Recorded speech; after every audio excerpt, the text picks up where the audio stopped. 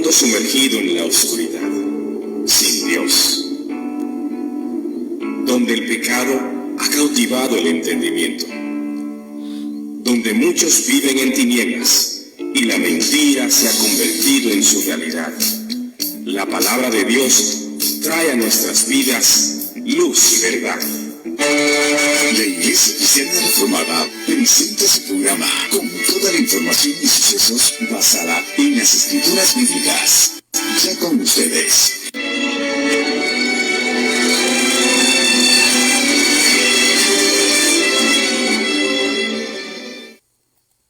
Buenas noches, amados hermanos. Hoy un poco tristes, uno de mis grandes amigos, músico, ha muerto de COVID. Estoy hablando de Alberto Chacón, más conocido como Naranjito. Mis condolencias para toda la familia. Pedir para que Dios esté llenando de paz a toda su familia y que en estos tiempos, hermanos, que tenemos todos estos decesos, podamos pensar bien y tengamos mucho cuidado con todo el contagio que estamos teniendo. Lo doloroso de todo este contagio que estamos viviendo es que no lo están provocando ni las iglesias ni los negocios. Son algunos irresponsables que se van de fiesta y entonces tenemos todo este problema. Creo que el gobierno debe de replantearse qué es lo que ellos deben de hacer, porque están quebrando mi país, están empobreciendo cada día más a los negocios cierran, no se puede, es insostenible la carga social que los negocios tienen y el gobierno no hace lo más mínimo para minorar esas cargas de impuesto, todos los cobros de municipalidad, de agua, de luz, que estos negocios cerrados difícilmente podrán pues hacerle frente a todas estas deudas. Pero en fin, hermanos, esperamos que Dios nos ilumine hoy, que Dios nos llene con su presencia. Vamos a orar para que Dios en su amor nos bendiga. Padre, damos gracias en esta hermosa noche por tus bendiciones. Hoy vamos a hablar un poquito, Dios, de tu palabra y pedimos que tú nos ilumines. Bendice a todas aquellas familias que te necesitan, todos aquellos que claman y viven para ti, Señor, guárdalos en tu poder y en tu gran amor. Y dirígenos en esta enseñanza que hoy traemos con mucho cariño para todos nuestros hermanos. En el nombre de Jesús damos las gracias y oramos. Amén. Bien, hermanos, hoy tenemos un tema bastante confrontativo quizás, porque uno de los grandes boom que existen en la tierra es que mucha gente hoy es cristiana. Usted va y hace una encuesta y todos los que usted va a encuestar, todos son cristianos. Todos tienen el sello de cristianos, todos decimos o dicen que son cristianos. Pero ¿qué es un cristiano? La pregunta que hoy queremos resolver es ¿qué es un cristiano? Bueno, un cristiano es una persona que voluntariamente afirma que Jesucristo tiene derecho por creación y por redención de manejar todos los detalles de nuestra vida. Eso es un cristiano, hermano. ¿Qué le parece la definición? Muchas veces escuchamos gente decir solamente yo soy cristiano porque soy creación de Dios. Todo el mundo se arroja a ser cristiano. Pero déjeme decirle, hermano, que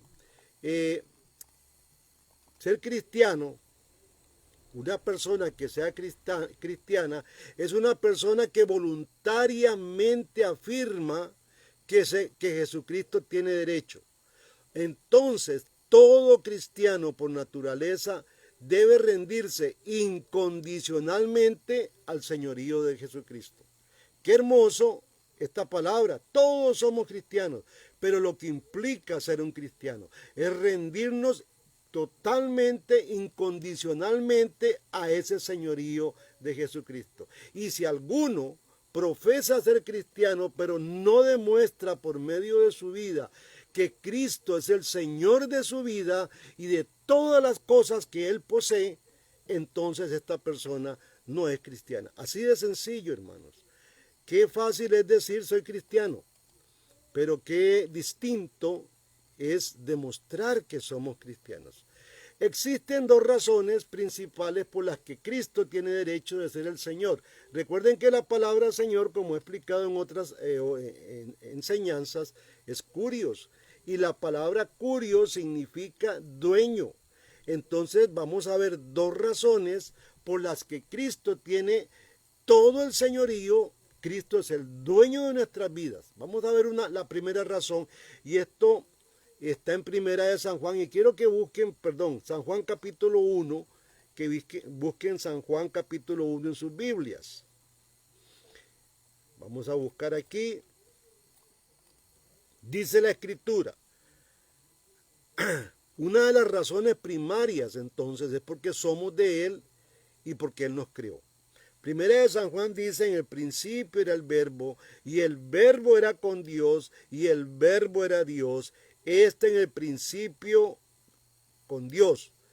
Todas las cosas por Él fueron hechas, y sin Él nada de lo que ha sido hecho fue hecho. En Él estaba la vida, y la vida la luz de los hombres. Vea qué interesante, hermanos. Por la razón de que Cristo creó todas las cosas, y todas las cosas aún usted fue hecho, es por esa razón que nosotros no podemos entregar toda nuestra vida. Él tiene el derecho sobre tu vida y sobre mi vida. Y entonces es muy sencillo decir soy cristiano, pero qué difícil es cuando Dios quiere ser tu dueño.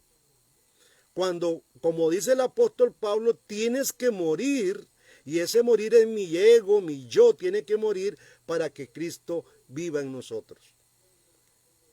Vamos a ir viendo esas grandes diferencias. Toda nuestra vida se la debemos a Él. Y estas palabras yo las he escuchado por todo lado a mucha gente, pero cuando Él pide de tu vida lo que es de Él, no se lo damos. No hay entonces ninguna razón por la que nosotros no debamos sujetarnos completamente a su voluntad. El segundo más importante razón por la cual nosotros tenemos que entregarle todo a Cristo, no solo nuestras vidas, sino todo nuestro entorno, tu casa, tu trabajo, todas las riquezas que tú posees son del Señor Jesucristo. Y la segunda razón de esto es porque somos personas que Cristo nos redimió en la cruz del Calvario. Cristo es el puente entre lo que éramos antes, hijos de las tinieblas, oscuridad, hombres de maldad, a lo que hoy somos, hijos de la luz. Primera de Tito, quiero que busquen el libro de Tito, capítulo 2. Vamos a leer Tito 2, voy buscando aquí. A ver, Tito 2, versículo 11. Dice el versículo 11, porque por la gracia de Dios se me ha manifestado para salvación a todos los hombres, enseñándonos que renunciando a la impiedad y a los deseos mundanos, vivamos en este siglo sabia, justa y piadosamente, aguardando la esperanza bienaventurada y la manifestación gloriosa de nuestro gran Dios y Salvador Jesucristo.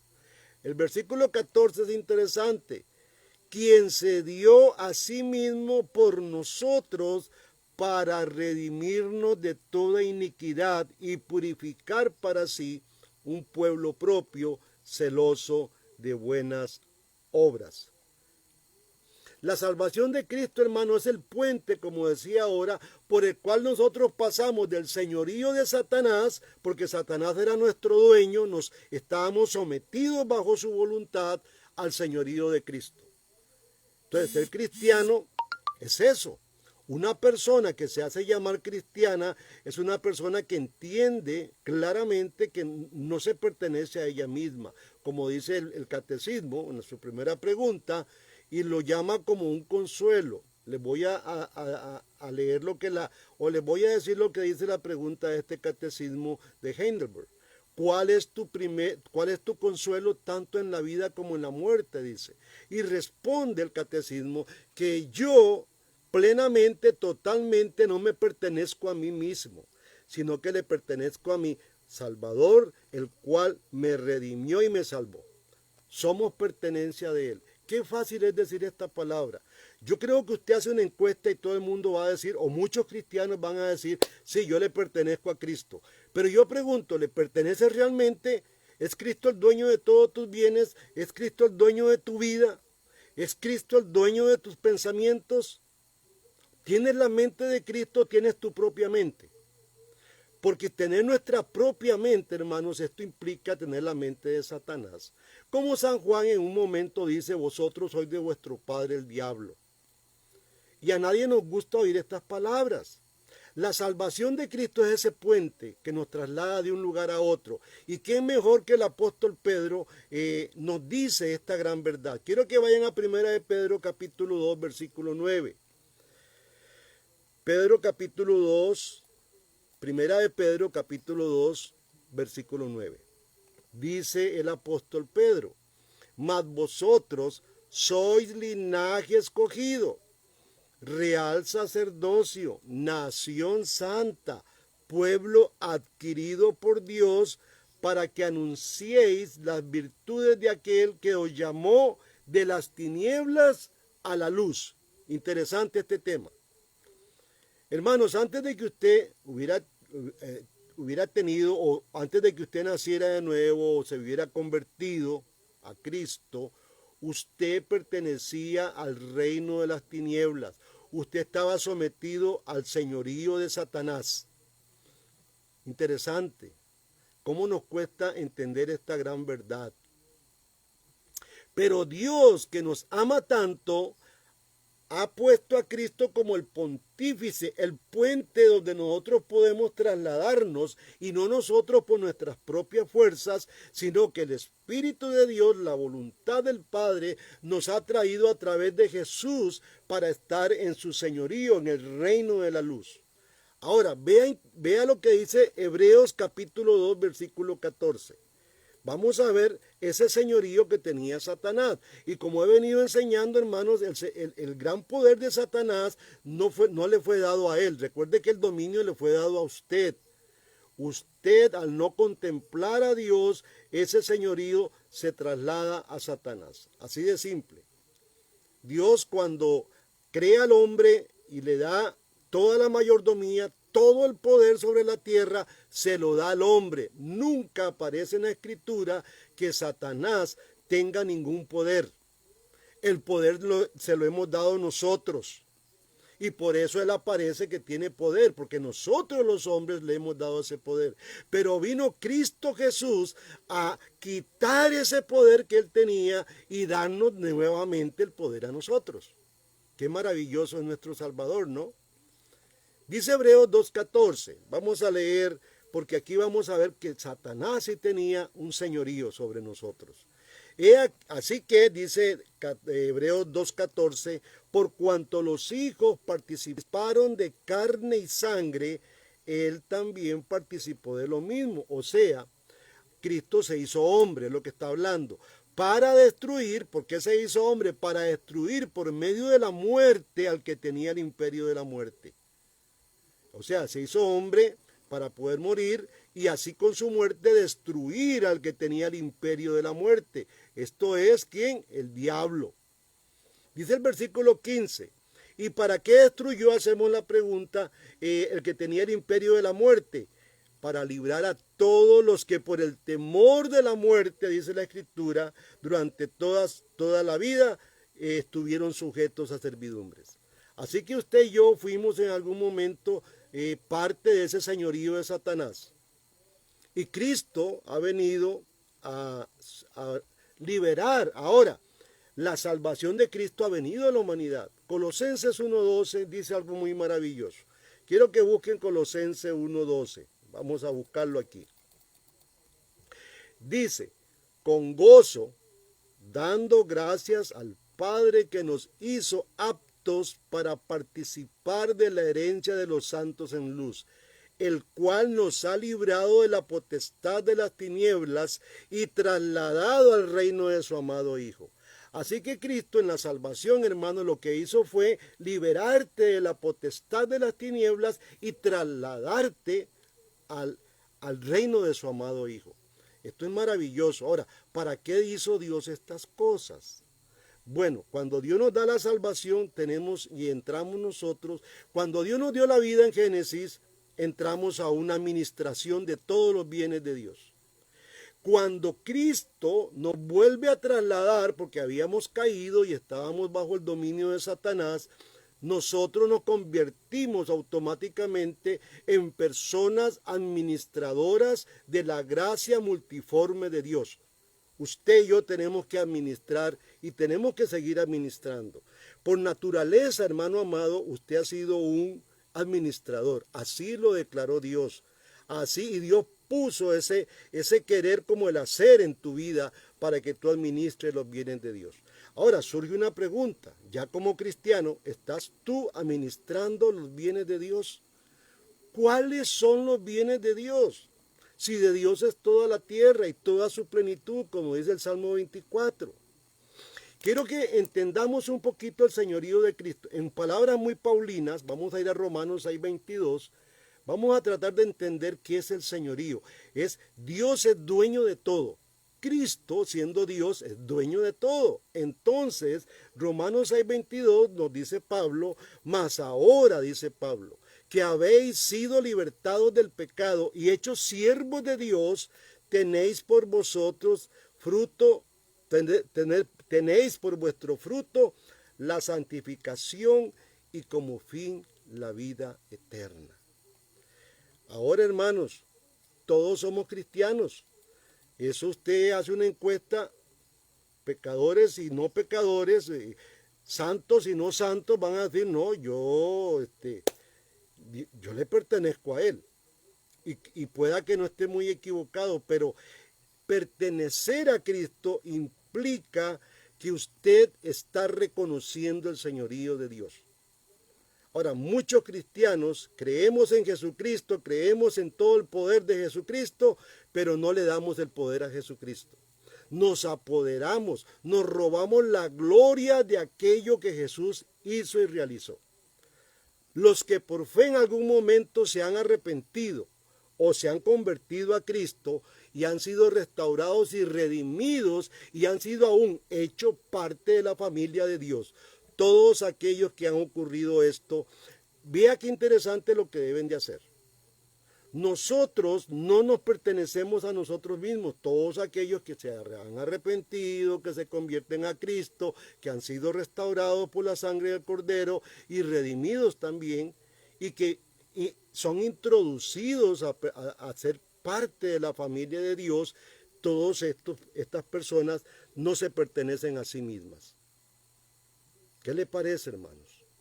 Yo conocí como pastor una hermana de muchos años y dice, mire hermano, es que yo hago lo que yo quiero. A mí no me importa. Y encontramos un sinfín de cristianos que viven una vida cristiana a su manera. No ponen como regla la Biblia.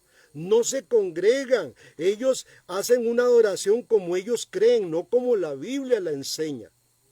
Entonces somos unos malos administradores de la gracia de Dios, no estamos administrando las cosas que Dios nos dio para administrarlas. Dice Corintios, 1 Corintios, quiero que busquen 1 Corintios, capítulo 6, versículo 20.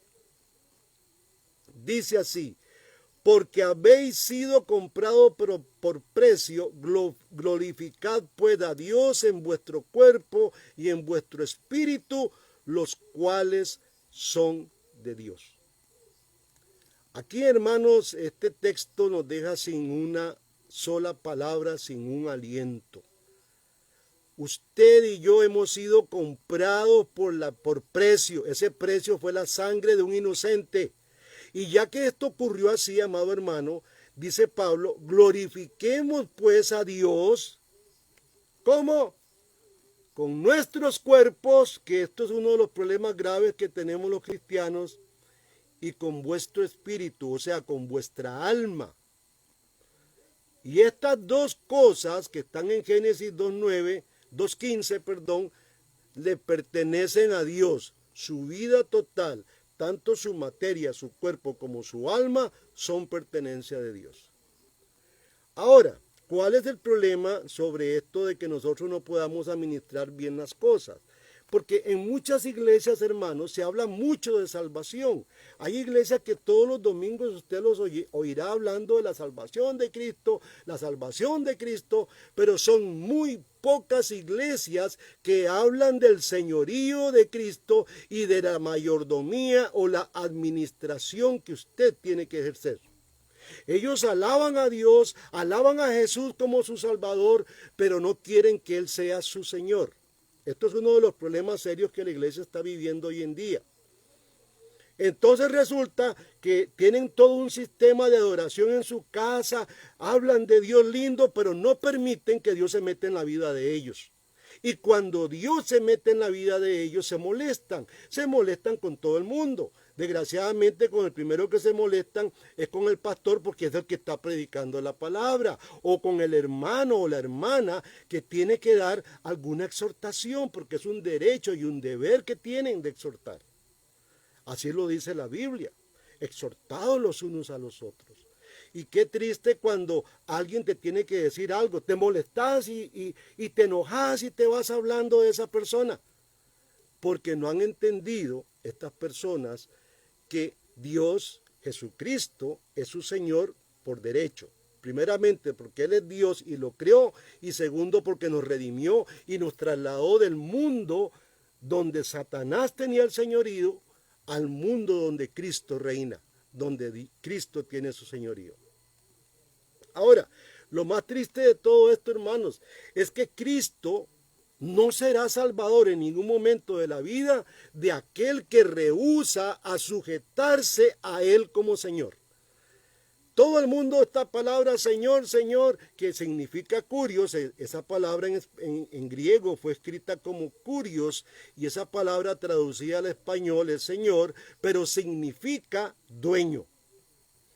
Entonces, mucha gente Cristo no podrá salvarlos nunca si rehúsan a sujetarse a Él como Señor, como el dueño no solamente de nuestras vidas, de todas nuestras posesiones. Todos los hombres deben de comprender que la salvación es en este punto glorioso en que el pecador pueda usar a Cristo para cruzar de un reino para otro, donde Cristo y Dios gobiernan. Esto es interesante. Tenemos un ejemplo grande en la Biblia, hermanos, de lo que es un cristiano verdadero. Yo quiero que hoy, y un cristiano verdadero, déjeme decirle, es un cristiano que sabe administrar lo que Dios le ha dado. Un ejemplo de un cristiano verdadero lo tenemos nosotros con Saulo de Tarso. Él se convirtió al cristianismo y la historia es muy maravillosa leerla. Y él demostró la actitud con su vida, las actitudes que Dios demanda de cualquier cristiano. Ahora, a mucha gente dice, pero es que ese era Pablo. No, es que Pablo era igual que usted. Un hombre pecador y malvado, y Dios pedía frutos a ese Pablo, que son los frutos que Dios le pide a usted y a mí. Quiero que vayan a Hechos capítulo 9. En Hechos capítulo 9, busquen ahí en sus Biblias el versículo 1. ¿Lo tienen? Dice: Saulo, respirando aún amenazas y muerte contra los discípulos del Señor, vino al sumo sacerdote y le pidió cartas para las sinagogas de Damasco, a fin de que si hallase algunos hombres o mujeres de este camino, los trajese presos a Jerusalén. Mas yendo por el camino, aconteció que al llegar cerca de Damasco, repentinamente le rodeó un resplandor de luz del cielo. Y cayendo en tierra, oyó una voz que le decía: Saulo, Saulo, ¿por qué me persigues? Y él dijo: ¿Quién eres, Señor? Y le dijo: Yo soy Jesús a quien tú persigues. Dura cosa es dar coces contra el aguijón, dice. Él, temblando y temeroso, dijo: Señor, ¿qué quieres que yo haga? Y él le dijo: levántate y entra en la ciudad y se te dirá lo que debes hacer. Y los hombres que iban con Saulo se pararon atónitos, oyendo a la verdad la voz. Interesante, esto no fue un éxtasis, no fue un desmayo. una voz audible, porque los que estaban alrededor oyeron esa voz, mas sin ver a nadie, dice. Versículo 8. Entonces Saulo se levantó de tierra y abriendo los ojos no veía a nadie. Así que llevándole por la mano le metieron en Damasco, donde estuvo 3 días sin ver y no comió ni bebió. Hermanos, una de las actitudes más importantes que podemos rescatar de Pablo es cuando el Señor se le aparece y le dijo, ¿qué quieres que yo haga? Esa es la respuesta que Dios está esperando de usted, amado hermano. ¿Qué quiere Dios que usted haga? ¿O qué quiere Dios que hagamos nosotros? Bueno, mire, como este hombre no conocía la nueva religión, conocía la Torá, entonces Dios lo mete en una casa de un tal Ananías y ese Ananías lo prepara y lo enseña. Qué interesante. Por eso estos cristianitos de hoy que se congregan, que dicen que son cristianos y no se congregan, aquí tenemos un ejemplo de cómo Dios saca a un hombre de la ignorancia y lo lleva a la casa de un hombre. Si usted lee la historia se va a dar cuenta cómo se llamaba ese hombre, Ananías, y lo lleva porque Ananías lo va a preparar y darle todo el conocimiento, no de la Torá, sino el conocimiento de los evangelios, o sea, de Cristo. Esto es muy importante, hermanos. Ahora, tenemos un ejemplo. ¿Es eso lo que Dios quiere? Ese es el tipo de conversiones. Y usted puede leer en el libro de los Hechos toda la vida de Pablo.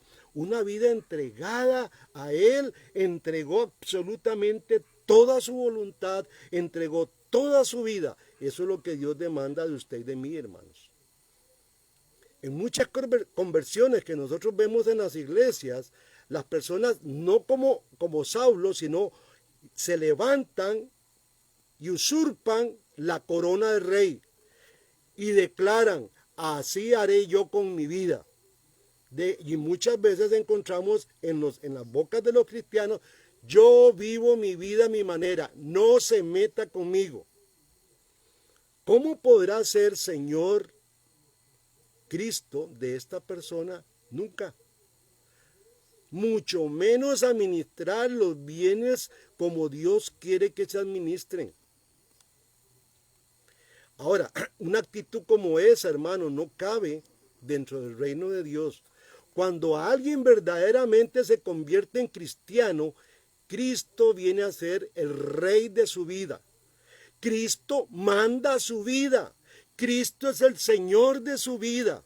Esa persona se convierte en mayordomo o un administrador humilde y fiel de todos los recursos que Dios le ha dado. Ahora pregunto, hermanos, ¿es usted fiel de todos los recursos que Dios te ha dado? Yo el domingo estaba hablando sobre los diezmos y mira qué lindo porque la palabra diezmo y no se habló mucho. Sí se habló del dinero. ¿Cuál es el uso del dinero? Ahora, tenemos que hablar cuál es el uso del tiempo. ¿Cómo estamos usando el tiempo nosotros? Nosotros, por más que queramos, hermanos, no podemos agregarle un minuto más al tiempo. A veces deseáramos, los que trabajan duro, ahí mi sobrino, Iván, y mucha gente, mi hija, que trabajan muy duro en empresas donde hay una presión grande, y ahí me puede entender Vivian y muchos de ustedes, Bernardita también, y muchos hermanos que me escuchan. A veces desearan que el día tuviera 48 horas, pero hermanos, no podemos agregarle a esas 24 horas de tiempo o a esas 12 horas que Dios nos da para estar trabajando, o 8, no sé cuántas trabaja usted, no podemos agregar un solo minuto, porque no podemos crear tiempo. ¿Qué es lo que sí podemos hacer? Administrar tiempo. Y somos a veces un pleno desorden porque el tiempo que Dios nos regala y la vida que Dios nos ha regalado no la sabemos administrar. Y no la sabemos administrar porque nos estamos robando nosotros la gloria de Jesucristo y estamos viviendo la vida a nuestro parecer y no según lo que Jesucristo en su santa palabra nos ha dicho. Ahora, hermanos, vamos a entrar a otro tema. En esta vida, por lo general, los hombres valoran a las personas de acuerdo a lo que pueden ver sus propios ojos. Otros la valoran de acuerdo a lo que tienen. En muchas iglesias, y ustedes saben, muchos hermanos con mucho dinero son vistos de una forma especial. este hermano, por más pecador y que sea, ¿verdad? No quiero decir más palabras, pero es visto como un gran hombre de Dios. Pero vea usted una persona humilde, sencilla, sin plata. Jesús, cuando quiso observar a hombres sencillos, observó a aquella mujer que solamente dio una pequeña moneda. Y la ensalza a Jesús y le dice, ¿han visto a esta mujer? A la par de fariseos y muchos hombres ricos que daban mucho. Pero para Dios era más importante esta pequeña mujer porque estaba dando con un corazón y una gratitud encomiable. A veces, Señor, hermanos, nosotros nos engañamos con las personas porque es fulano de tal, porque tiene tal título, porque tiene un carrote, porque tiene dinero. Esos son los hermanos más apreciados en las iglesias. Dios me libre a mí y ustedes lo saben, allá en la iglesia todos somos parejitos. Amamos al que tiene poquito y lo amamos de corazón. La visita que llegó el domingo, la mamá de la niña que está muy enfermita, dijo unas palabras que solo mi esposa y yo pudimos oír, y quizás Estela. Que qué lindo aquí sí se siente el amor, decía. Aquí a todo el mundo lo ven igual, porque la saludamos igual, la abrazamos igual, y le dimos una bienvenida igual que se la damos a ustedes, que tienen un carrote, que tienen mucho dinero. Ahora, esto es muy importante, hermanos. El hombre pobre se le tiene a veces mucha lástima, se ve con ojos de desprecio, pero quiero decirles que Dios valora de otra manera, y esa es la manera con la que tenemos que valorar nosotros. Primera de Samuel es un ejemplo grande. Ustedes conocen la historia de Samuel, cómo Dios selecciona al nuevo rey de Israel, que es conforme a su corazón. Ese rey es David. Y cuando ya Samuel presenta a los más valientes, a los más fornidos, de ahí faltaba el más cacreco, el más chiquitillo de todos, y hasta lo dejaron de último porque ni lo querían presentar, para no perder tiempo. Quizás decían, no perdamos tiempo, presentemos a los que sí creemos que Dios los va a nombrar primero, para que son un montón, para no seguir en esto. Resulta que pasaron los más fornidos, los más grandes, los más poderosos, quizás en fuerza y en inteligencia, pero al final pasó el más pequeño. Entonces Samuel, en el capítulo, primera de Samuel, capítulo 16, 7, dice, Jehová no mira lo que mira el hombre. ¿Cómo nos equivocamos aquí nosotros? Hermanos, uno se equivoca grandemente. Una vez yo estaba en Guatemala y les he contado esta historia, se las voy a volver a contar. Y en Guatemala estábamos en una convención y andábamos con corbata y saco, todos elegantes y bellos nosotros. Y de un pronto a otro aparece un cholito pequeñito, arrugadito porque era ya muy mayor. Y ya me saluda y me pregunta, ¿de dónde es usted? Y yo soy de Costa Rica. Yo ni quería hablarle mucho porque me estaban importando los de saco y los de corbata. Sorpresa me llevé cuando se presenta el expositor, era ese viejito pequeñito y medio indio, y nos dio una cátedra. Yo casi lloro, hermanos, y me avergoncé al final, porque uno a veces con la mirada se equivoca, uno al parecer se equivoca. A veces uno ve una persona arrogante y hay que tratarla, tal vez no es tan arrogante. Porque Jesús dice, Jehová no mira lo que el hombre mira, pues el hombre mira lo que está delante de sus ojos, pero Jehová mira su corazón. Hermano, qué interesante es esto. Ahora, estábamos en primera de Samuel 16:7. Esto lo dijo Dios, estas palabras las dijo Dios, pensando en aquel pobre muchacho llamado David, que era muy humilde, olía puras ovejas, andaba seguro muy hediondo porque era una persona que era ovejero, el más débil, el más flaquillo, quizás el más vago, andariego. Esa es la persona que Dios ve, porque Dios no está mirando la apariencia de nadie, Dios mira el corazón. Dios quiere enseñarnos con esto de Samuel, hermanos, que no debemos tomar en cuenta ni la apariencia de un hombre, ni la abundancia de sus bienes, sino que nos fijemos en su carácter. Vean, este es un buen consejo que les voy a dar. Ustedes quieren sacar buenas conclusiones de una persona, Miren su carácter. No miren su vestido, no miren su elegancia, no miren su sencillez tampoco. Miren su carácter. Cuando las cosas y el dinero ya no influyen en nuestra opinión sobre las personas, entonces nosotros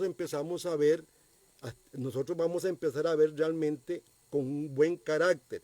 Vamos a aprender a ver caracteres. Y eso es lo que nos debe interesar. Hay mucha gente que dice aleluya, gloria a Dios, y ora y levanta las manos y no tienen un carácter humilde para Dios. Hermanos, veamos eso. Recuerde que tenemos discernimiento. Dios nos da el discernir a las personas. En la iglesia, ni el dinero, ni los talentos, ni los dones espirituales deben de tener alguna parte en la valoración espiritual de un individuo, hermanos. Que Dios nos libre de eso a nosotros.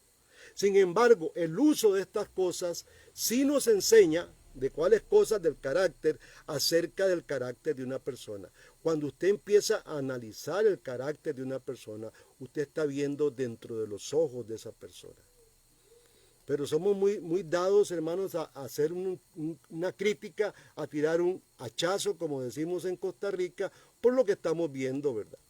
Qué terrible es esto. Ahora, todo el sistema de este mundo, hermano, pierde su brillo cuando los hombres reconocen que todo es de Dios. Salmo 24:1, que lo estuvimos leyendo el domingo, dice: de Jehová es la tierra y su plenitud, el mundo y los que en él habitan. Entonces, hermanos, cuando nosotros empecemos a apreciar a otros lo que son, en vez de ver las cantidades de dinero que poseen o la reputación que poseen, nosotros estamos administrando bien la gracia de Dios. Estaremos haciendo lo que Dios quiere. Dice San Juan 7:24. Quiero que lo busquen, San Juan 7:24. Dice el Señor: no juzguéis según las apariencias, sino juzgad con justo juicio. Nosotros tenemos que juzgar a las personas por su carácter. Mira que yo tenía un familiar ahí que pasaba todo el día oyendo Faro del Caribe. Y él decía que era cristiano, pero todas las noches estaba en el karaoke tomando licor. Y todas las noches no sé cuántas de tantas de ellas adulteraba. Y se decía llamar cristiano, hermanos. Y así tenemos un sinfín de cristianos hoy en día que tienen una apariencia, pero no son. Mejor nosotros tenemos que hacer un justo juicio. Miremos el carácter. No nos dejemos llevar por el parecer de nuestros ojos. Veamos adentro de las personas cómo es su corazón y valoremos según esto. Porque lo que hay en el corazón, eso es lo que Dios ha puesto, si es bueno, y si es malo lo puso el otro señor que se llama Satanás. Ahora, hay cosas muy interesantes, hermanos, en la buena administración. La administración no es solamente, cuando se habla de administración, de la gracia, la administración de los bienes, de todo lo que Dios nos ha dado, siempre pensamos en plata. Hay que pensar en el dinero, porque Dios da el dinero para tres cosas y ahora la vamos a ver. Y hay que pensar también en cosas muy internas. Vea lo que el Salmo 104 dice. Salmo 104. Y este salmo me mueve porque era un salmo que a mi abuelito le encantaba, y mi hermana puede decirlo. Era el salmo, y mi abuelito fue el que nos evangelizó de muy chiquitos a nosotros. Y este Salmo 100, versículo 4, muchas veces cristianos llegan con una actitud terrible a la iglesia.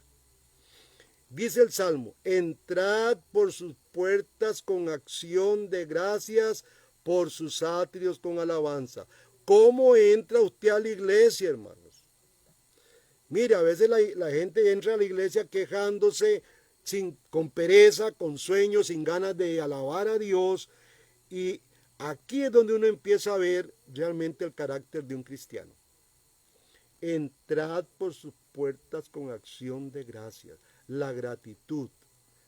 Tenemos que administrar esto. ¿Sabe? Mucha gente dice: no, esto es mío, yo lo hice, yo me sudé, me fregué la vida haciendo esto. Déjeme decirle que no. Porque si todo eso usted se jodió la vida, entonces ¿para qué le pide a Dios? Yo no conozco una persona en el mundo que no le pida a Dios. Cuando se levanta ahí, se persina y se santigua, Señor, ayúdame, vamos a empezar un nuevo día. Entonces está reconociendo ese que a veces se le roba la gloria a Dios, está reconociendo que necesita a Dios. Eso es muy importante, hermanos. Dios manda que Él sea alabado por siempre.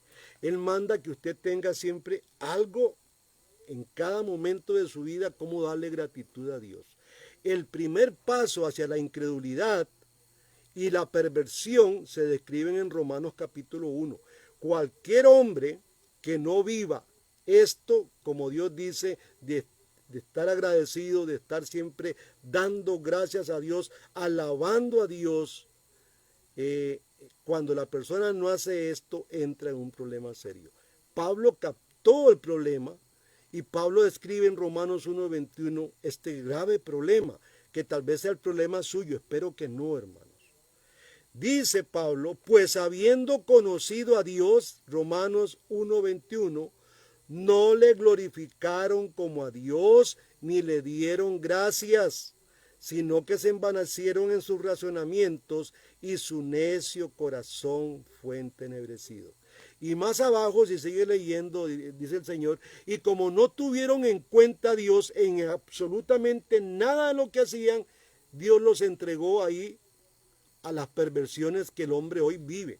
Hoy usted ve toda esa perversión, corrupción en todo lado. En los hogares hay corrupción, en los sistemas educativos, en la misma iglesia hay corrupción, y es porque los mismos creyentes de la iglesia no toman en cuenta a Dios, no le glorifican, sino que se le roban la gloria. Y entonces creen que todo lo que poseen, que todo lo que hacen es porque ellos se han esforzado. Se olvidaron que de Dios es toda la tierra y su plenitud. Se han olvidado de eso, hermanos. ¿Qué le parece este texto de San Juan? Lo invito a que lea San Juan 1 y lea todo el del 21 en adelante, lea todo eso. Lea desde el 16 si es posible. Ahora, es maravilloso Dios. Dios nos exhorta a nosotros a darle gracias siempre. Y un cristiano se reconoce por sus acciones de gracias. Yo conozco cristianos que siempre se viven quejando, cristianos que viven amargados contando el mismo cuento y son toda la vida contando el mismo cuento. Nunca se les oye la alabanza a Dios, gratitud a Dios. Dice Primera de Tesalonicenses 5:18, y voy a leer para ustedes, dice, es pequeñito, dad gracias en todo, así de simple. Estamos con este problema del COVID. Demos gracias por el problema del COVID. Hoy se me murió un amigo muy querido, Naranjito, un trombonista de los más grandes que ha tenido mi país. Cuando yo tocaba, él estaba empezando a tocar, lo vi crecer y ahora es un monstruo. Pues murió hoy, imagínense. Y yo di gracias a Dios por su muerte. Di gracias a Dios por sus dones. Y ahí escribí algo. Gracias por la música, por la alegría que nos regaló. Todo se lo dio Dios y hay que dar gracias a Dios por todo lo que le da a las personas. A veces vivimos como envidiosos, no administramos esta parte de la gratitud, que es una parte que tenemos que administrar, hermanos. Entonces, cuando no somos personas con gratitud en nuestro corazón, entonces empezamos a envidiar lo que posee aquel.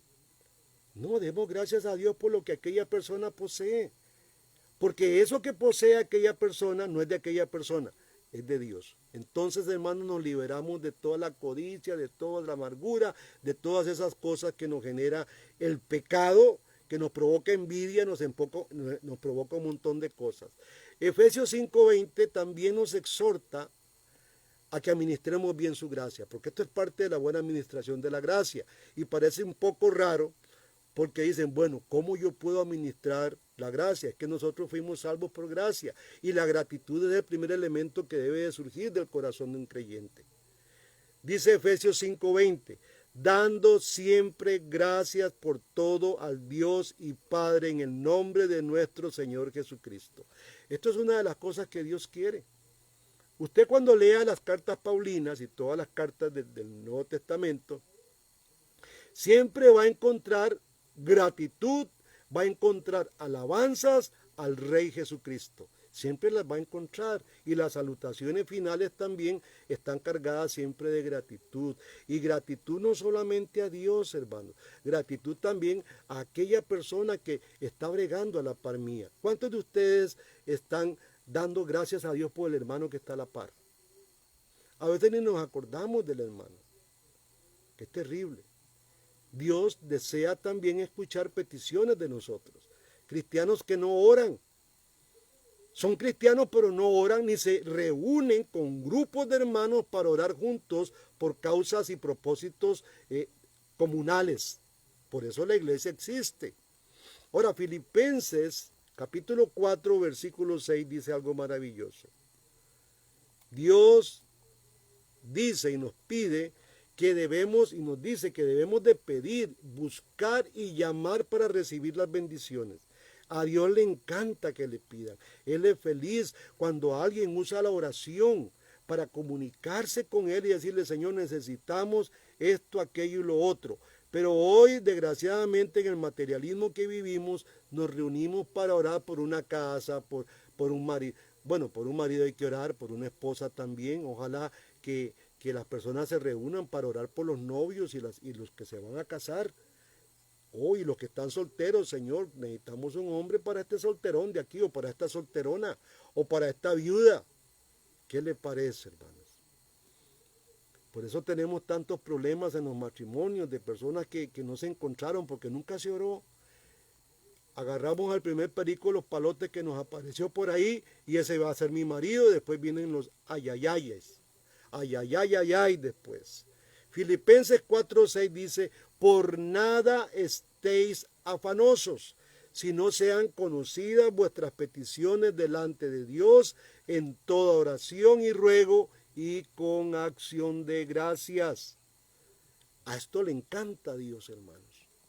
Y a veces lo que le encanta a Dios a nosotros no nos gusta. ¿Qué le parece? ¿Cuánto usted ora? ¿Cuánto usted saca tiempo para rogar a Dios, para hacer oraciones? Y en las oraciones no es solamente pedir, es dialogar con Dios. Decir gracias, Señor, por todo lo que me has dado. Hoy, hermano, que está a punto usted de ir a la cama, ¿cuántas cosas te ha regalado Dios? Ahora, esas regalías de Dios no te pertenecen, son de Dios. Él te las da para ayudarte a vivir una vida feliz. Y a veces las malgastamos, usamos mal nuestra vida, usamos mal nuestro tiempo y entonces estamos administrando mal. Usamos mal el gozo, la alegría. En vez de alegrarnos y gozarnos por el bien que alguien tiene, nos enojamos y vivimos amargados. Estamos usando mal la gracia de Dios. Lucas 11:9.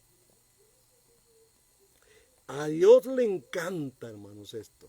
Y yo os digo, pedid y se os dará, buscad y hallaréis, llamad y se os abrirá. Vea qué interesante, hay que pedir, aquí donde sacan la famosa frase de que a Dios orando y con el mazo dando. Es que no, hay que pedir, hay que buscar y hay que ver cómo se nos abre, estar tocando puertas. Es así como esto funciona, hermanos. Y algunas veces ese dicho tiene alguna razón. No es que vamos a hacer por nosotros mismos, pero si hemos orado, caminamos en pos de lo que pedimos, buscamos la forma. Ahora, ¿por qué pedirle a Dios? Una pregunta que vamos a hacer, ¿por qué pedirle a Dios si siempre hemos tenido lo necesario? Hay gente que cae en estos errores. Dios sabe que yo necesito esto, ¿para qué pedirle? Y Él me lo da siempre. Conozco gente con este tipo de arrogancia. Hermanos, no, tenemos que ser humildes. Porque si le pedimos, entonces Él a la hora de pedir nos va a recordar que todo depende de Él y que nada es nuestro. Esa es una de las razones por la cual pedimos a Dios. Ya que usted y yo reconocemos que todo es de Dios, pues le pedimos a Él. Si en el mundo, y esto voy a ponerlo en ejemplo, el ejemplo de José en Egipto, se había acabado la comida y estaban allá el papá y los hermanos de ahí. ¿Quién tiene el arroz? José. ¿Quién tiene los cereales? José. Vamos a ir a pedir a José. Él era señor y amo, segundo a bordo de ese gran de esa gran civilización egipcia. Pero resulta que hoy el gran poderoso, el que tiene todo dominio y todo poder sobre la tierra, es Dios. Pues ya acudamos a Él porque todo le pertenece a Él, hermanos. Vea cómo nuestra arrogancia a veces no nos permite administrar bien el bien que Dios nos da. Porque Dios nos da y Él es el dueño de todo, pero nosotros nos hacemos los rusos, y perdonen todos los rusos, nos hacemos los rusos y decimos, no, esto fue fuerza mía, esto fue mi capacidad, que aquel muchacho es muy inteligente, por eso él tiene, por eso ha logrado. Hermanos, se nos olvidó. Mire, Pablo fue un hombre pobre y muchos de los discípulos de Jesús fueron pobres y eran muy inteligentes y eran muy capaces. Ve que no podemos hablar así, de ninguna manera podemos hablar así. Somos los dueños de nada, sino solamente usted y yo somos administradores. Un dueño, hermanos, nunca tiene que dar gracias a nadie de las cosas que tiene. ¿Me estoy oyendo, hermanos? Un dueño nunca puede dar gracias a nadie, mas nosotros damos gracias a Dios porque entendemos que Él es el dueño de todo y que todo lo que tenemos está a disposición de Él, aún nuestra vida. Hay gente que dice, Señor, el tiempo, mi vida te pertenece, pero cuando Dios te pide tiempo para ir a la iglesia,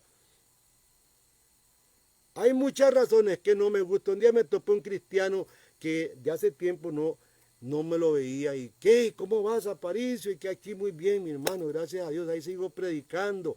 ¿Y qué? ¿Usted va a la iglesia? Le pregunto. Me dice, no. Y él se creyó un cristiano maravilloso. Digo yo no sé, pero una persona que no va a la iglesia no está reconociendo a Jesucristo como el dueño de la iglesia. Esto es rebelión, hermano, es rebeldía y Dios castiga la rebeldía. Y quiero que lo sepa, muchas veces nos comportamos de esa manera. Y es que hay muchos que se dicen llamar cristianos, pero cuando Dios pide, no damos tiempo, no damos dinero menos. ¿Para qué? Para que se lo roben. Eso es lo que mucha gente hoy dice. Desgraciadamente, porque la teología de la prosperidad sí hemos tenido ahí un error y un horror grande. Son personas que han lucrado y han robado a la gente, pero la iglesia tiene que subsistir y tiene que caminar, hermanos. El cristiano debe tener siempre gracias a Dios y dar gracias a Dios de todo lo que posee. Todas las posesiones que usted tiene, hermanos. Todos los sembradíos que usted tiene le pertenecen a Dios. Así que déle a Dios lo que Dios le pide a usted de eso. Tengo una pregunta. ¿Confía usted en las riquezas materiales? ¿Qué le parece? ¿Usa usted los bienes de Dios para el reino de Dios? ¿O los bienes que usted posee los usa para el reino de Dios? Si usted hace eso, la gente se va a dar cuenta que usted es fiel y que usted realmente, por el carácter y por las acciones que usted hace, porque todo lo pone a los pies de Dios, entonces la gente va a saber su carácter, va a decir, esta persona sí ama a Dios. Hay unos puntos ahí por los cuales vamos a aprender si una persona es un cristiano verdadero, porque sabe administrar. Hay varios puntos ahí. Primer punto. Todo cristiano tiene que saber y tiene que vivir mostrando que Cristo es el Señor de su vida. ¿Acaso no me he rendido totalmente a Dios? ¿O usted no se ha rendido totalmente a Dios? ¿Qué parte de usted no se ha rendido a Dios, hermanos? Pero si decimos, Cristo es el dueño de mi vida, pero a veces no le damos a Dios lo que a Él le pertenece. ¿Ha mantenido usted una actitud de sumisión y de obediencia a Dios desde que se entregó a Él? Yo quiero que usted responda ahí en el fondo de su corazón. Otro punto importante para ver el carácter de las personas o para saber si estamos administrando bien nuestros bienes, los bienes que Dios nos da, tenemos que entender otro punto. El punto número 2, todas mis posesiones en verdad le pertenecen a Dios. Todo lo que usted posee le pertenece a Dios, hermanos. Quizás usted ha rendido toda su vida, pero sus posesiones no. Y lo importante es que un verdadero cristiano no solamente le da su vida, le da sus posesiones también. Y es aquí donde se van desarrollando temas sobre por qué yo gano dinero, para qué yo tengo plata, por qué yo tengo dinero. El dinero no es una cuestión que usted pudo hacer. Usted pudo hacer dinero, a no ser que sea usted una persona que haga dinero falso, lo puede hacer. Pero el dinero para que esté en sus manos tiene todo un proceso y todo el proceso empieza con la vida y la vida la da Dios. Y la fuerza la da Dios y la inteligencia la da Dios y todo lo que le pueda a usted causar fuentes de dinero, todo lo proviene de Dios. Otro punto. Un cristiano tiene que tener muy claro que no tiene ningún derecho. El cristiano que se rinde al señorío de Cristo es un cristiano que sabe que no tiene ningún derecho. Suena raro. Usted me dirá, pero ¿qué le pasa a este pastor diciendo que yo no tengo ningún derecho? ¿No? Ante Dios no tiene ningún derecho. Más bien, vea toda la ganancia que ha tenido usted ante Dios. Usted metió las patas, pecamos todos, Dios nos limpia, nos libera, nos levanta, estábamos muertos, nos da vida, estábamos hechos una desgracia, nos da casa, nos da esto, nos da lo otro. Porque así es Dios, hermanos. Muchas veces nos sentimos heridos cuando nos tratan injustamente. ¿Qué le parece? Ay, ese hermano me golpeó, me dijo ta. Si usted reconoce que tiene derecho, vea lo que la Biblia dice muchas veces. Y Isaías dijo algo maravilloso de una persona que dijo, yo no tengo derecho. Fue Jesús. Quiero que lea Isaías 53:7.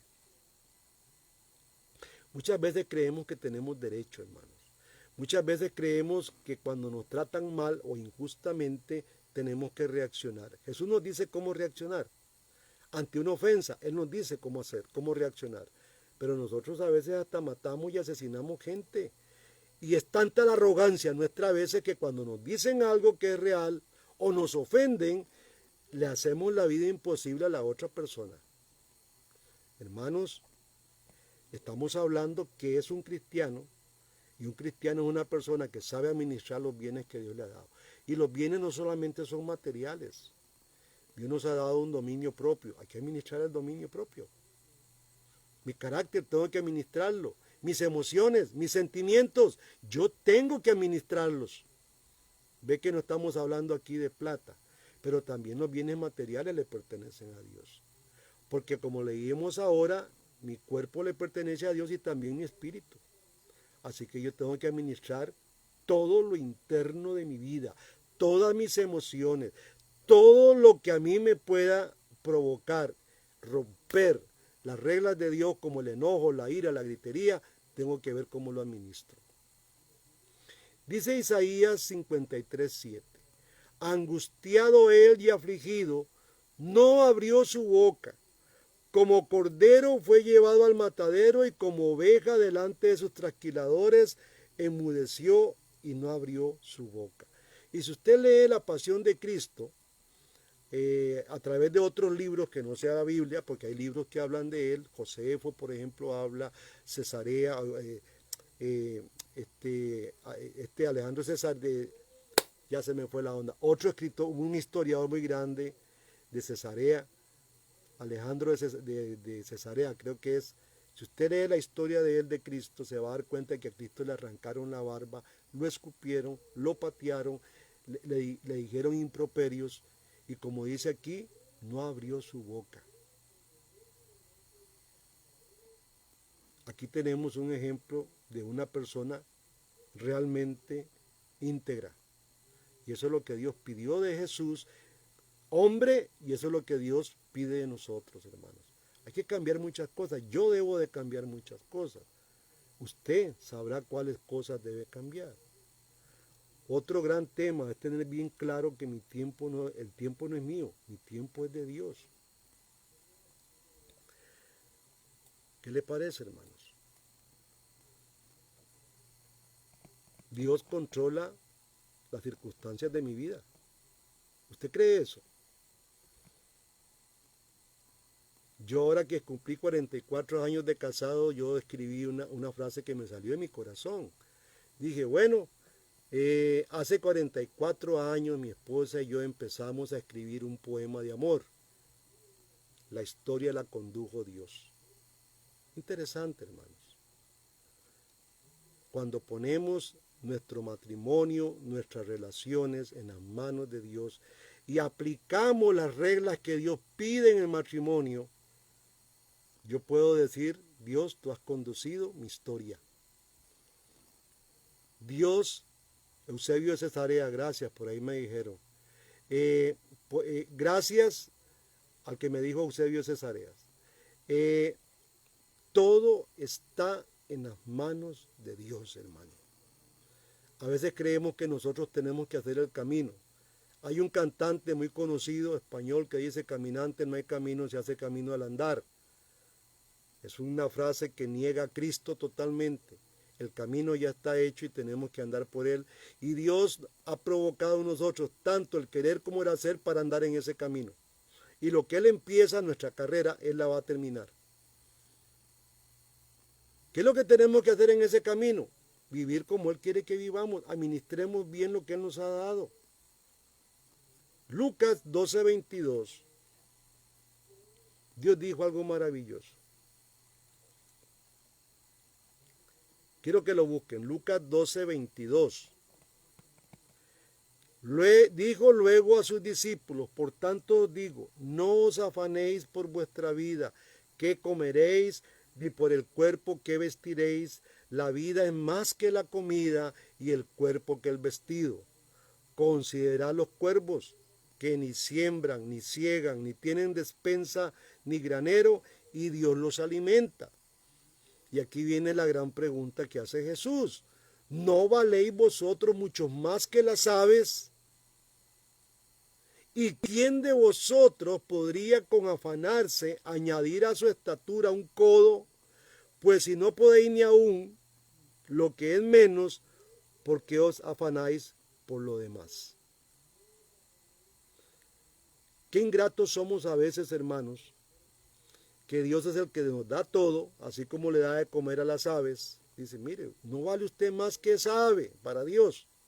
Claro que sí. Y Dios la cuida. ¿Cuándo usted ha visto un pajarito muerto de hambre?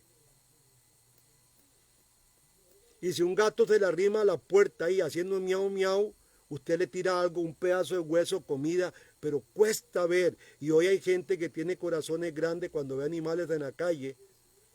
Yo tengo en la iglesia, una señora pasa dejando un tarrito siempre de comida para gatos, porque el que cuida la iglesia es un gato. Y me he encontrado, todos los sábados que vayamos a abrir, encontramos la latita con comida de gato. He botado cualquier infinidad en el caño de esas latitas de plásticas. Dios da de comer, hermanos. Muchas veces usted, que tal vez no tiene cómo comer, de un pronto a otro aparece alguien bendiciendo tu vida. ¿Quién es ese alguien? Dios. Y ese alguien es una persona que ha entendido que lo que él tiene no le pertenece, que lo que él tiene es para servir a otros, porque esa es la voluntad de Dios. Ahora, otro de los puntos que tenemos que preguntarnos para ver si estamos nosotros en este señorío o sometidos a Cristo es, voy a dar, en vez de acumular, ¿qué vas a hacer tú? Hay mucha gente tacaña que no da porque está acumulando dinero. ¿Qué porcentaje de lo que Dios me da estoy yo dispuesto a dar a la iglesia o a otras necesidades, hermanos? ¿Cuánto tiempo doy a Dios y al servicio espiritual? Son preguntas que tenemos que hacernos. Ahora, para cumplir con las responsabilidades o necesidades materiales de uno mismo, sin ninguna muestra de egoísmo, tenemos que aplicar algunas cosas a nuestra vida. Primera de Timoteo 5:8. Primera de Timoteo. Y aquí vamos a ver también el uso del dinero. ¿Para qué Dios te da dinero a ti, hermanos? Pregúnteselo. Aquí vamos a encontrar una respuesta. Dice, porque si alguno no provee para los suyos y mayormente para los de su casa, ha negado la fe y es peor que un incrédulo. Muchas personas que se dan a la tarea de tener hijos y no velan por los hijos, o velaron por los hijos cuando nacieron, después dejó la mujer botada y nunca más veló por sus hijos. El dinero que cualquier persona capta es para este propósito primeramente. Primeramente tiene que proveer para los suyos. Y cuando habla de los suyos está hablando de sus hijos, de su esposa, de su mamá, porque la mamá también tiene que contemplarse en esto y muchas veces hasta de su papá porque ya está viejo. Y mayormente para los de la casa, dice. Vea que cómo se abre aquí el panorama. Jesús dice, mire, no, es que la plata no es tuya, es mía. Y yo te la doy a ti para que tú puedas proveer. Vea qué interesante, hermano. ¿De qué sirve que usted acumule y usted tenga una gran cantidad de dinero en el banco y de un pronto a otro le vino la muerte? Quedó listo. Se quedó eso para los opilotes a veces, porque empieza una bandada de familiares a pelearse lo que usted dejó. Pero el dinero que Dios me da es para proveer a los míos y mayormente a los de la casa. Y si no lo hace, esa persona ha negado la fe y es peor que un incrédulo. Ahora, ¿para qué Dios nos da dinero? ¿Cómo me doy cuenta yo que un cristiano, o si yo o otro cristiano, realmente estamos dispuestos a someternos al señorío de Dios? Cuando Dios me da dinero, tengo que entender que ese dinero es para las necesidades de mi casa, para las mías, pero también para las de otro. Efesios 4:8 dice, y es un texto muy interesante porque es un texto sanador para los ladrones. Los ladrones tienen que resarcir el daño, devolver el daño que han hecho. Y aquí no hay leyes que hagan eso en Costa Rica. Meten a un ladrón, lo sacan al día siguiente para que siga robando. Pero vea lo que la Biblia dice.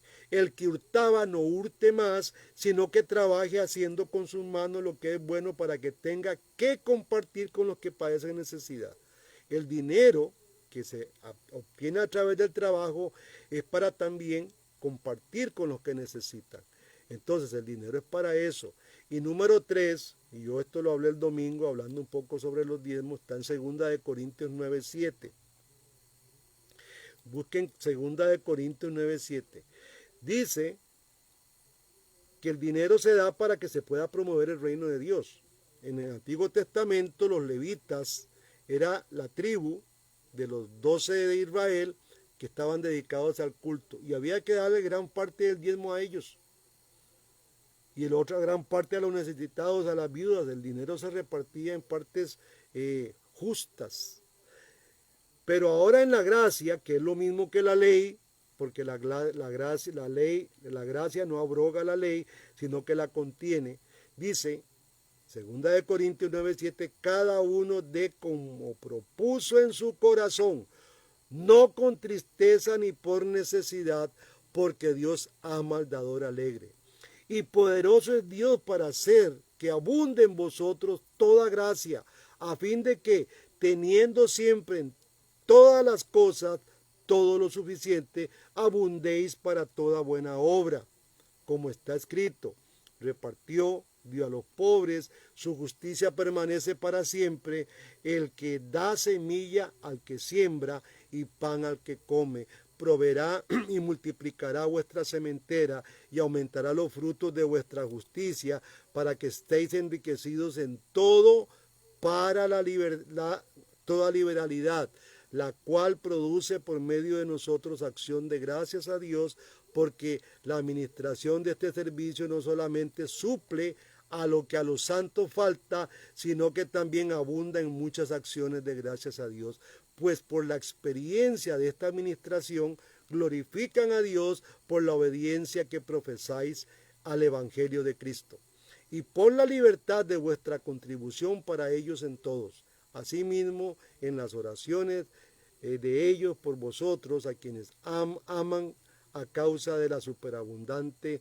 gracia de Dios en vosotros.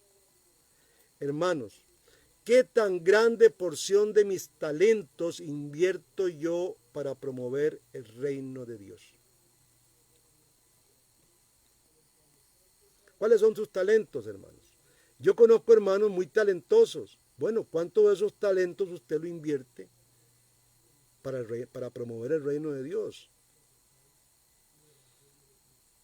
Interesante. Y es nada más de levantar la mano en la iglesia, decir, hermano, yo tengo este talento, quiero ponerlo al servicio de Dios. Pero el problema es que no sabemos darle ni tiempo a Dios, entonces no hay tiempo. Entonces el pastor tiene que cargar con toda la carga de trabajo muchas veces, porque no hay tiempo. Hermanos, y la salvación es para todos.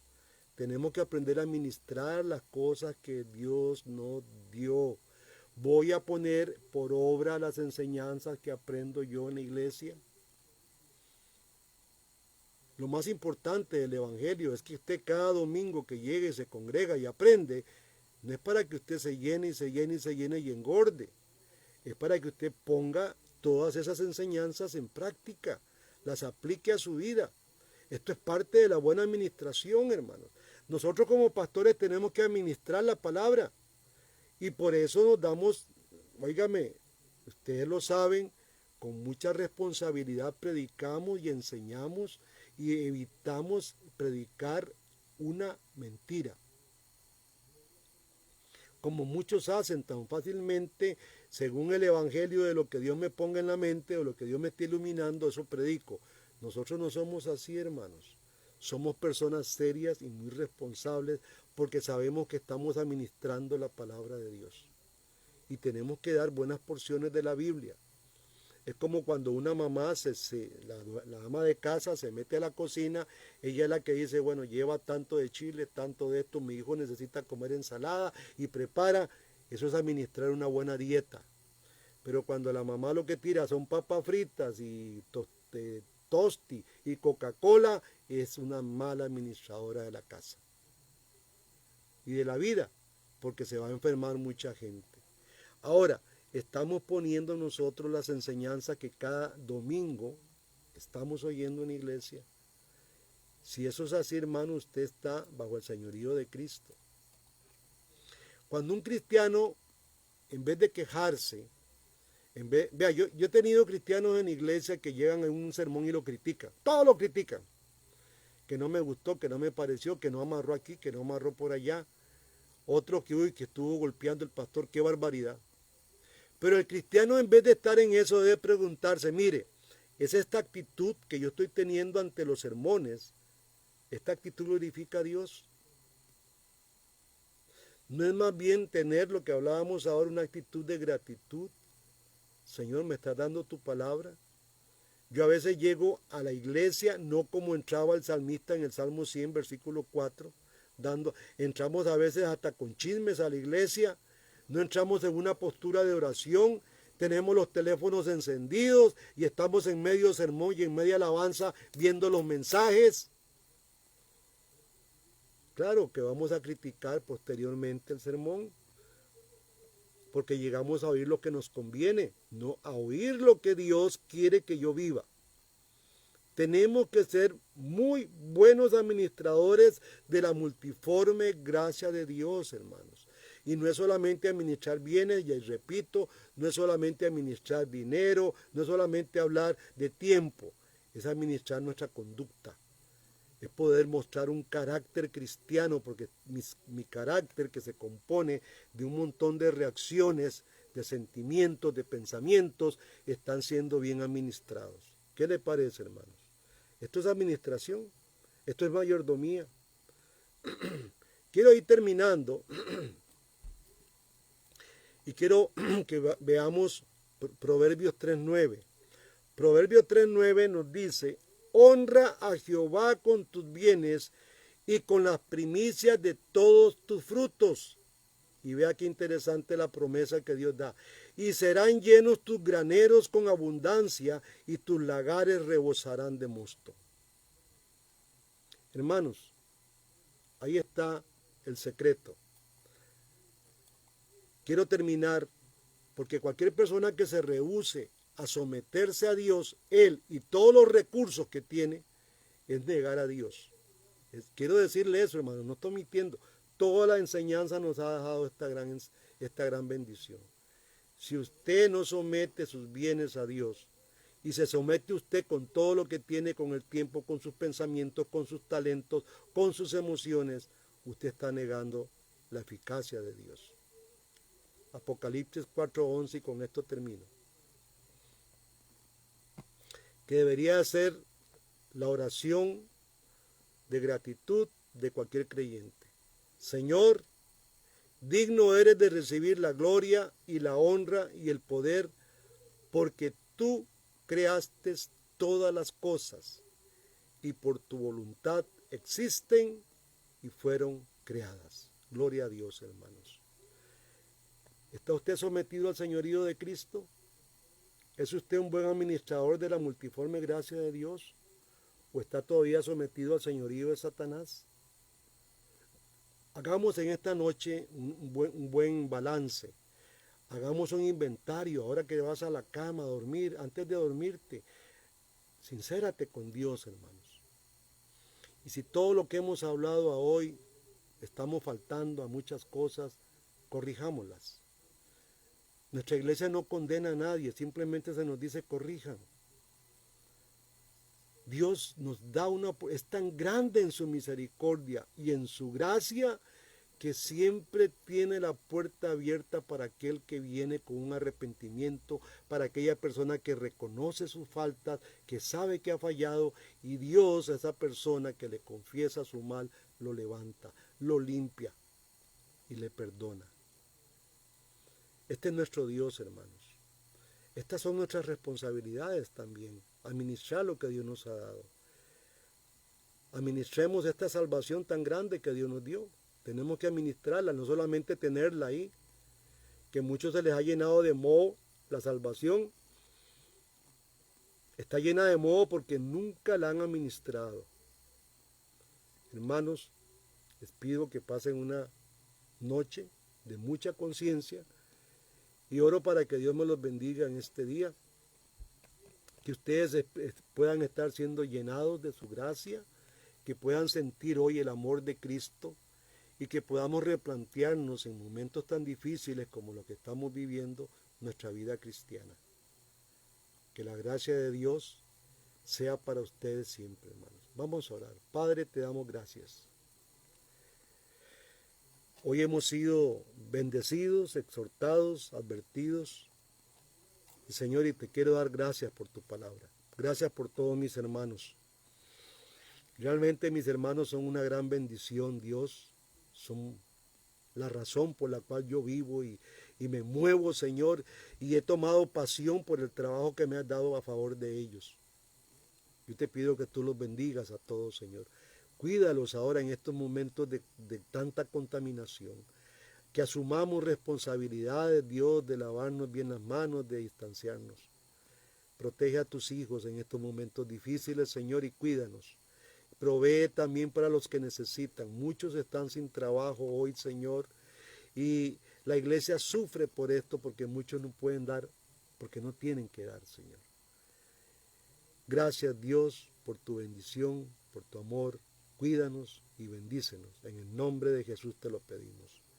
Hermanos, que pasen una feliz noche. Dios me los bendiga y que el Espíritu Santo esté enseñándoles, consolándoles hoy y les esté también mostrando qué hay que cambiar en nuestras vidas.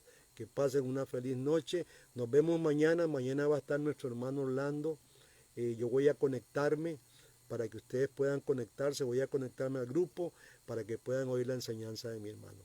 Que pasen una feliz noche. 7:30 empieza mi hermano a funcionar mañana, porque está cerrado el templo, entonces esto nos trae un beneficio a nosotros. Que pasen una feliz noche.